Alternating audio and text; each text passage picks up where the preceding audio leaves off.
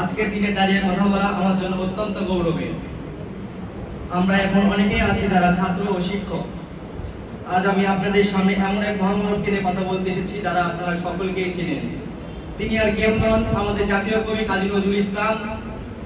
আমরা নজরুলকে শুধু পাঠ্যবইয়ে পাত্রা চিনে এসেছি, কিন্তু আজ থেকে 100 বছর আগে প্রতিষ্ঠানিক কোনো ডিগ্রি না থাকা সত্ত্বেও আজ বিশ্বের 1 নম্বর বিশ্ববিদ্যালয় অক্সফোর্ড কিংবা কেভিপির মতো নামি দামি প্রতিষ্ঠানে তার সিলেবাসে নজরুলের কবিতা পড়ানো হয়। আজ আমেরিকার শিকাগো বিশ্ববিদ্যালয়ের আন্তর্জাতিক শিক্ষার্থীরা পিএইচডি মানে লেভেলের গবেষণা করে যে রাজনৈতিক উপনিবেশিক বিরুদ্ধে নজরুল কিভাবে কাজ করেছিল। আমাদেরকে নজরুল শিখিয়েছেন মেধা আর লিডারশিপ কখনো কাগজের পাতায় তোয়াক্কা করে না। সিনেমা জগতে তিনি প্রথম মুসলিম পরিচালক ও সুরকার সঙ্গীতের ইতিহাসে প্রায় 4000 গান লিখেছেন, যা বিশ্বের অনন্য এক বিশ্ব রেকর্ড।